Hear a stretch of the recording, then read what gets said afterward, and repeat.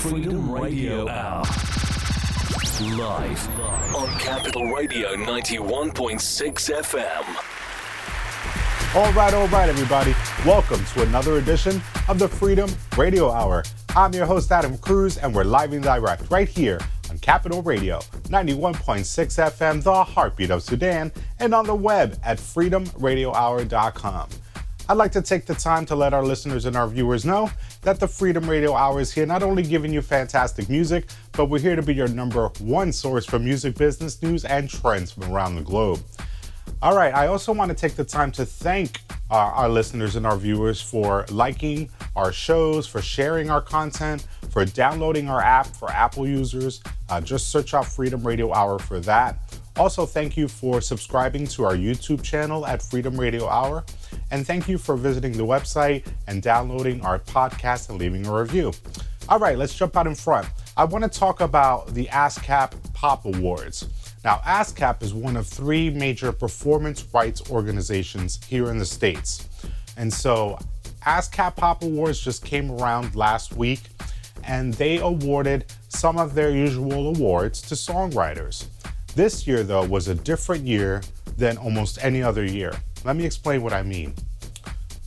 For the first time ever in over 2 decades, ASCAP has awarded their Publisher of the Year to an independent publisher.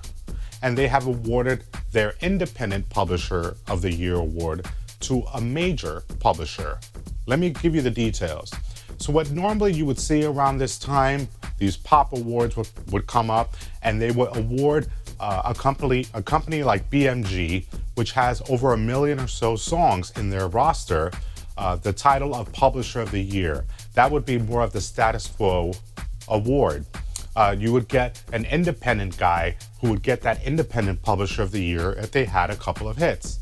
Well, this year, Kobalt, which is known for being an independent publisher, had 2 of the biggest hits last year with Billie Eilish's Bad Guy and Lil Nas X Old Town Road. Massive records. So this year, ASCAP awarded their Publisher of the Year award to Kobalt and gave BMG the Independent Publisher of the Year award. So this is why this particular award show is so newsworthy, because we're quite literally flipping what it means to be independent versus major in the publishing setting. So I think it's important to take note as an artist what we're doing right now. We're redefining a lot of the landscape around what we think about in terms of independent versus major. And also, it's reaffirming to know that majors are really acting more like service firms. They're utilizing their technology and muscle to give that artist a boost. But now independent artists are able to do that completely on their own. They can control the content. They can, even now with what Kobalt is doing, they're allowing artists through this pandemic to get advances on their music using an app that they developed. So you go in as an artist and you are going through the steps to get an advance coming through, and it'll come through in a matter of days. This process would normally take upwards of 6 to 9 months in renegotiations before a check would be issued to that artist. Now we're utilizing technology and media together to really fast track payments, royalty payments to artists. So Kobalt is going to be a company that you look out for, really because it's upending what it means to be an independent publisher. And it also is it's changing the way we think about the major publishers. Imagine if you're BMG and you have millions of songs under your belt, but you managed to win the Independent Publisher of the Year award. Now, it's just superficial, right? It's just a time where they usually are congratulating themselves.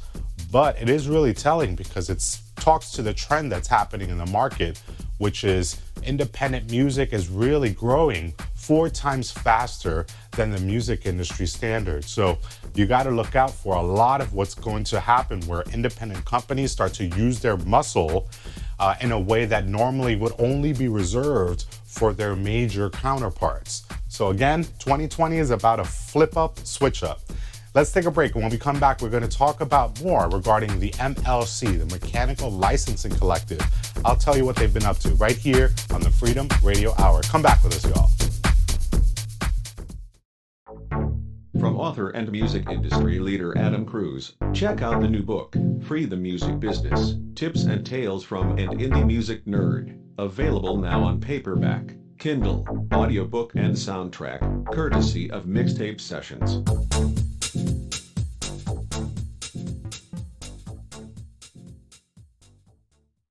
Freedom Radio Hour. Live on Capital Radio 91.6 FM. And we're back live on Capital Radio 91.6 FM, the Heartbeat of Sudan, and on the web at freedomradiohour.com. I'm your host, DJ Adam Cruz, and we're in the zone right here on the Freedom Radio Hour, your number one source for music business news and trends from around the globe. This whole episode is dedicated to the independent spirit. Let's talk about more regarding independent news and music. All right, so before we broke, we were talking about Kobalt and the award that they received last week during the ASCAP Pop Awards. They got Publisher of the Year, and that's really telling because Kobalt is an independent publisher, and they normally have an award reserved for indie publishers, and they have their own category. But in this case, Kobalt really won the Top Dog Award, and I think that spells a rethinking of the music industry's ideas around what independent versus major means in the world today. Also want to talk about what the MLC is up to. Let me explain what I mean. In prior episodes, I talk about the Mechanical Licensing Collective. They have been charged by Congress to come together and deal with a big problem related to streaming dollars. We call that mechanical royalties.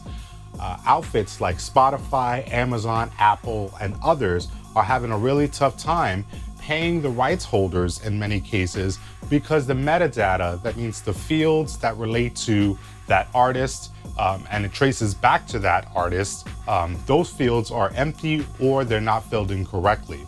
So every time someone is streaming content, Spotify is essentially sending a notice of intention called an NOI to the Copyright Office. And the Copyright Office takes that notice and tries to match it up with the rights holder. But in many cases, that information, like I said, is either not correct or it's blank. And so it's leaving a huge problem in what we call suspended income or black box income. That's unclaimed money, basically.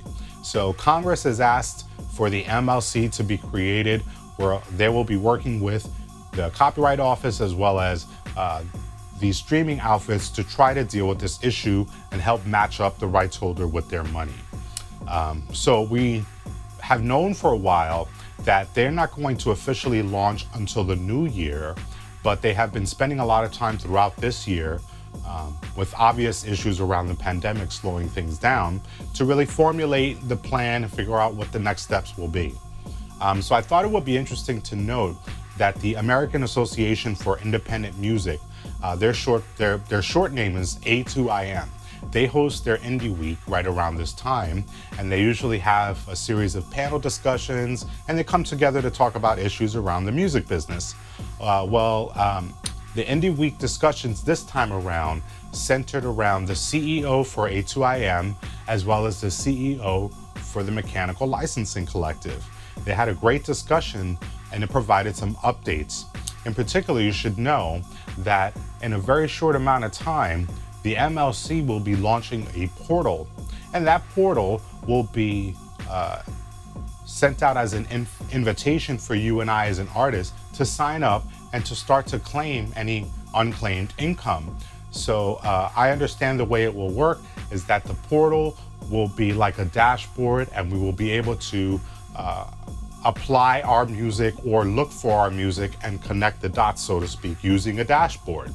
And so the idea is that they'll launch either later in the third quarter or into the fourth quarter, and it will give enough time, roughly 6 months worth of time, for artists like you and I to get acclimated with the system, to start to match up the data properly, And so the MLC is hoping by doing that and giving us 6 months that they could start to issue royalty payments from this suspended income as early as spring of next year. So you and I have a lot of work to do once this portal is announced and it's launched. And I will certainly share any links that I learn about the MLC and what they continue to do to help with this quagmire around the missing money. But this was kind of the first time we got an update in a series of months around what the MLC is doing. For a while, it was just rumblings around their leadership. And so I think now with that all settled, I think we're going to see things move a little bit more progressively, hopefully.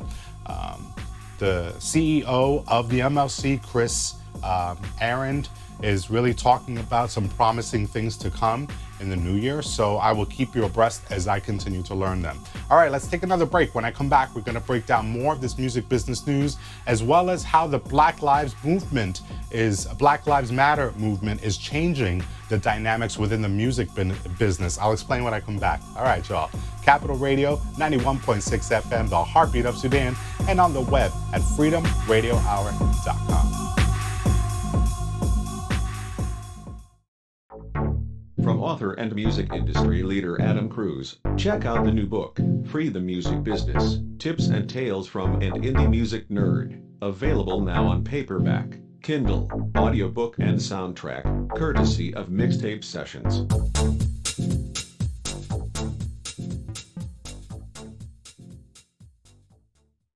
Freedom Radio Hour.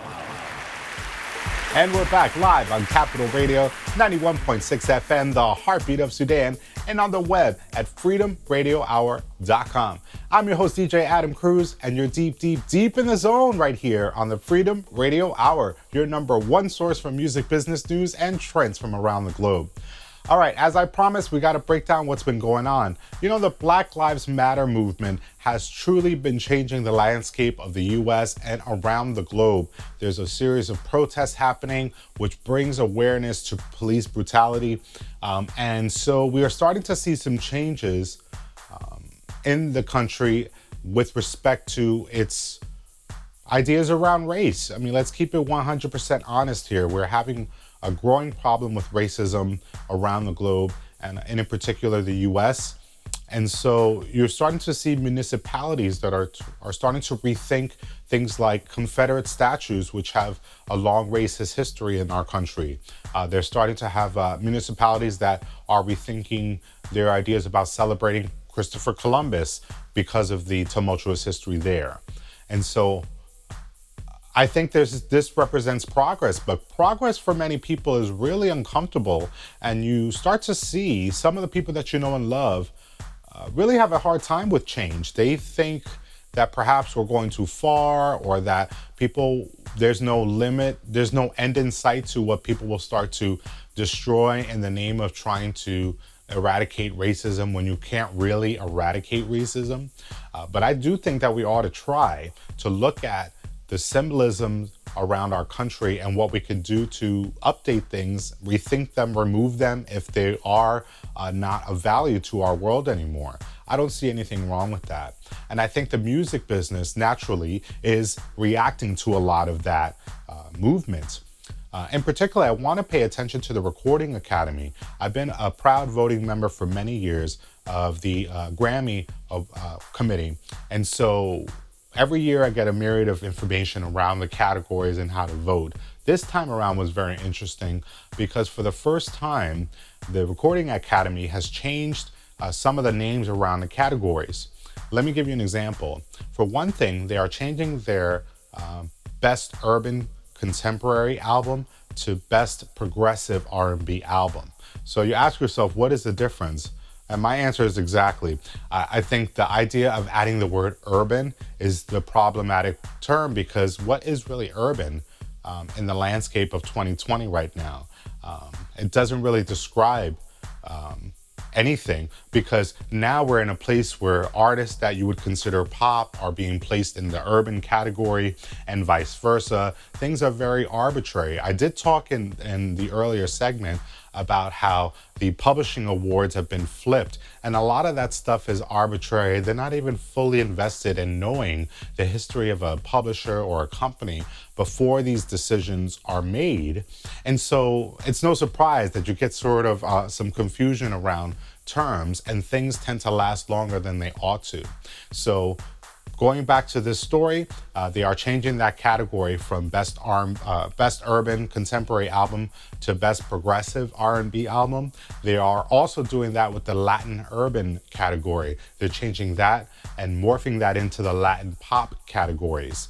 And so I think for some, they're going, okay, I don't see a big difference here, and perhaps there isn't for you. But I think for many of us, this is spelling progress, because we should be removing these terms that don't really mean much anymore, and these categories that no longer have value. I mean, really, when you think about what places one thing in the urban category versus what it doesn't. I mean, look at the segment before. I talked about Kobalt being behind 2019's major hit, Old Town Road. And so where do you place that? Some start to put it in urban because of Lil Nas X. Some place it in country because of Billy Ray Cyrus's feature on that. So what are we talking about here, right?